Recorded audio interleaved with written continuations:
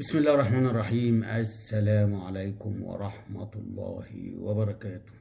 قدر الله ما شاء فعل. لعيبة مصر لعيبة رجالة. 11 دقيقة لو اللعيبة صمدت 11 دقيقة بالظبط كانوا صنعوا أكبر تاريخ لمصر في المونديال اللي هو الوصول لدور الثمانية، ولكن إرادة الله، إرادة ربنا ما أرادتش إن إحنا نفوز في أسهل مباراة وأمتع مباراة لعبها المنتخب المصري تكتيكيا.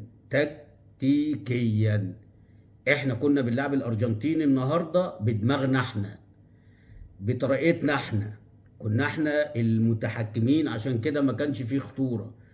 جت ضربة جزاء الحمد لله، مصطفى شوبير نجم المباراة، وانا متهيألي بعد النهارده لازم يتصنف من احسن الحراس اللي موجودة في كأس العالم. احنا جبنا جون بتاع ياسر ابراهيم، لو صدقنا نفسينا تاني كنا جبنا الهدف التاني، لان بدأ الارجنتين المباراة بداية سيئة، كنا لازم نستغل الحتة دي، استغلناها في الهدف، ولكن بعد كده مش عارف حصل نوع من التراجع شوية، الخوف شوية، عدم الثقة ان احنا كسبانين، برغم ان هم فرقة الشوط الاولاني كنا ممكن نخلص عليهم، ولكن ربنا ما أرادش. جينا الشوط الثاني جبنا هدف بتاع زيكو بتمريرة سحرية من هيثم حسن، اللي أنا بقول مفاجأة البطولة، وبرضه يدينا استغراب إن إزاي واحد بالإمكانيات ده قعد 3 ماتشات ما يلعبش. دي برضه كانت حاجة محيرة، ولكن الراجل تقله زي تقل صلاح في الملعب. يعني النهارده بياخد الكوره بيقف عليها بيرقص، بياخد فاول بيرقص، بيعمل لك اسيست لزيكو جون ويتلغي، وبعد كده الجون التاني. لا، انا شايف النهارده ان مصطفى شوبير نجم المباراه، هو وهيثم حسن الاثنين نجوم المباراه، ده لا يقل عن ده. يجي بعد كده زيكو ويجي بعد كده صلاح. طبعا كل اللعيبه عملت اللي عليها وزياده، يعني كل اللعيبه النهارده عملت اللي عليها وزياده.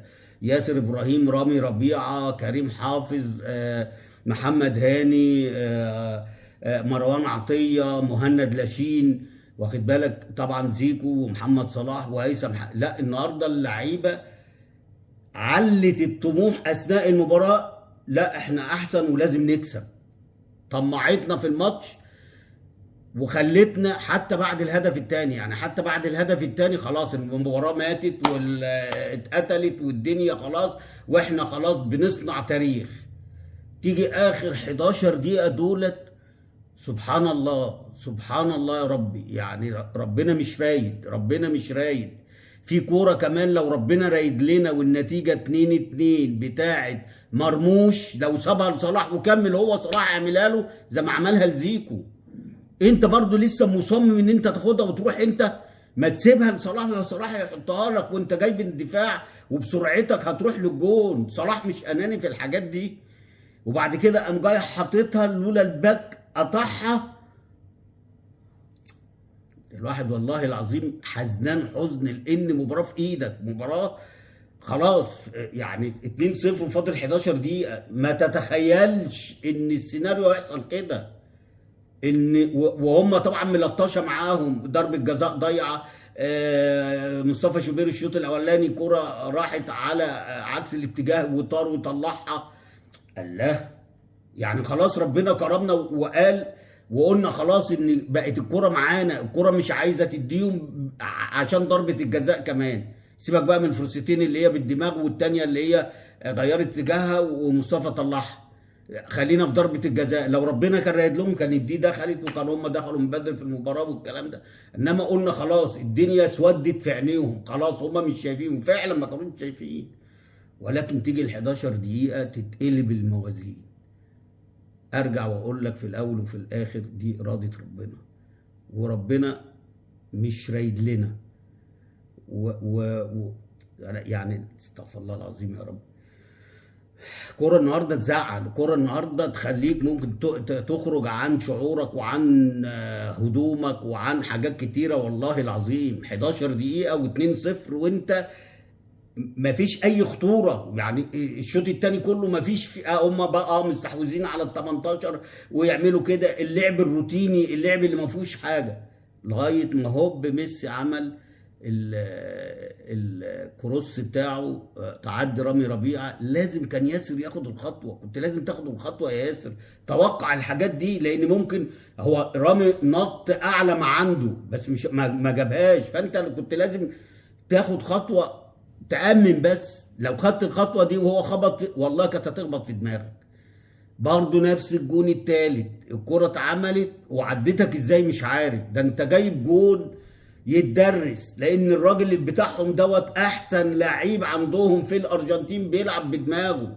الراجل رقم 6 بتاعهم ده لعيب قوي جدا في الكروسات، فانت طلعت معاه وحطيت دماغك وراحت زي الطلقه وراح جون عالمي.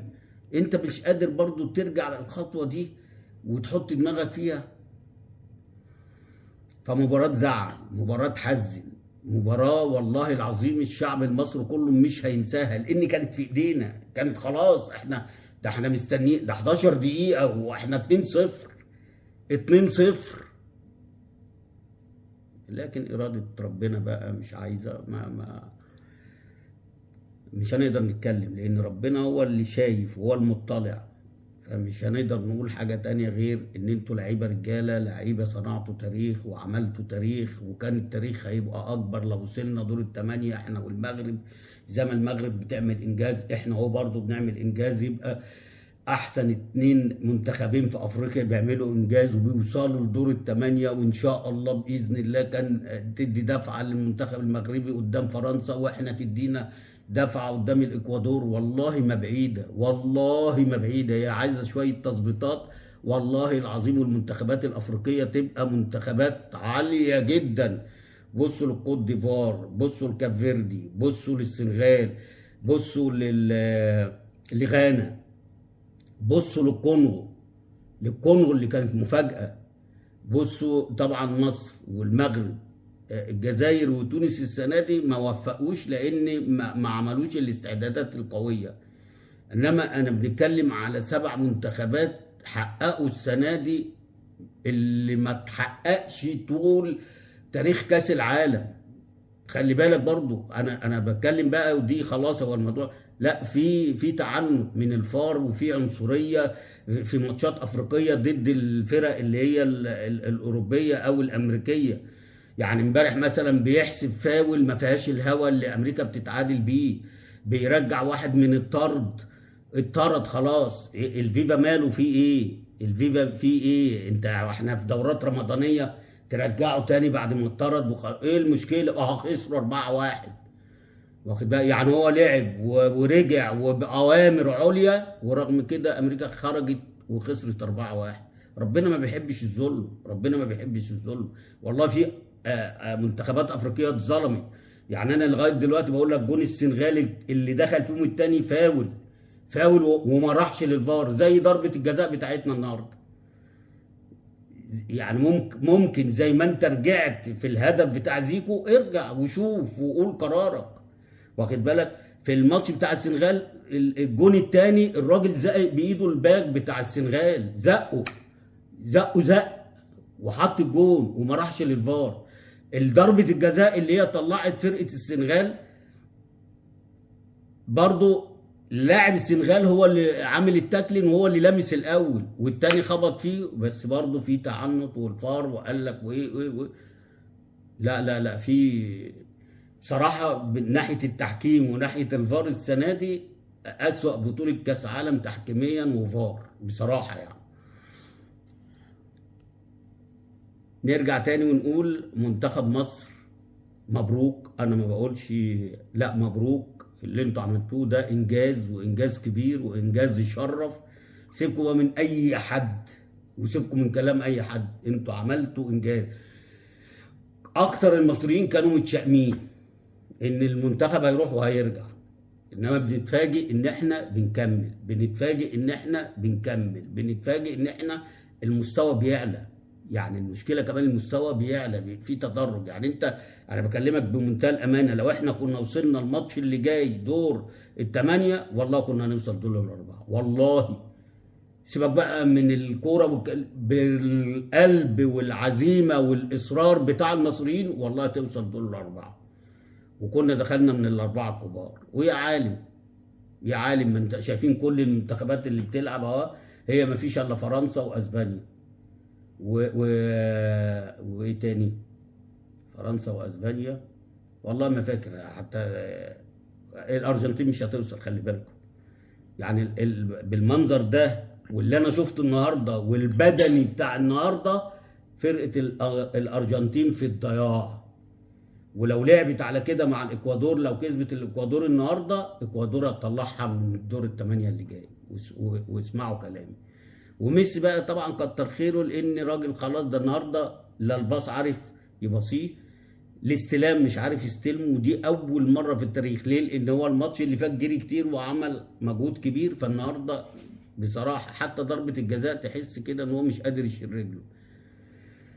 وده من كرم ربنا علينا ان هو ما كانش فايق النهارده.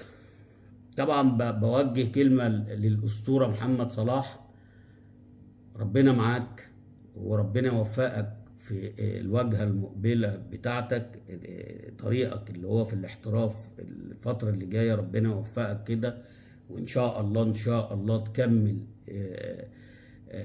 مسيره الاسطوره اللي هي الارقام، وتكسر الارقام، واحنا كلنا وراك، وربنا يكرمك يا رب. مصطفى شوبير نجم من نجوم البطوله، زيكو مفاجأة البطولة هو وهيثم حسن، وكل اللعيبة بصراحة، كل اللعيبة بتعمل اللي عليها إلا مرموش. مش عارف مرموش اللي احنا حاطين أمال عليه أكتر من صلاح، لأن المفروض هو دلوقتي اللي يشيل المركب زي ما بيقولوا، أو اللي هو يقود المركب، ولكن اتصدمنا فيه في البطولة دي. اتصدمنا فيه لان مش هو ده مرموش اللي احنا مستنيين منه كتير، اللي هو لعيب السيتي اللي هو بيجيب اجوان. طب يعني حتى لو ما جبتش اعمل عشان يبقى لك بصمه. زيكو عامل بصمه، هيثم حسن الماتش اللي فات والماتش ده عمل بصمه، تريزيجيه لما نزل عمل بصمه. فبصراحه انا مستغرب من مستواك، انت بتفكر في ايه؟ مع انك انت بتلعب في اكبر انديه العالم السيتي. لعيبه رجاله، لعيبه عملت انجاز، ربنا يا رب يكرمكم الفتره اللي جايه دي، وما تزعلوش، انتوا ابطال، واللي انتوا عملتوه ده انجاز. هو كان هيبقى اكبر انجاز لو احنا وصلنا دور الثمانيه، ولكن قدر الله ما شاء فعل. بشكر كل اللعيبه وبقول لهم ان شاء الله مستنيين بطولة أفريقيا على حر من الجمر، الأمم الأفريقية إن شاء الله مستنيينها. بعد المستوى الرائع بتاع النهاردة ده، أعتقد إن إحنا مفيش منتخب أفريقي هيقف قدامنا تاني. إن شاء الله أشوفكم في فيديو قريب. سلام عليكم.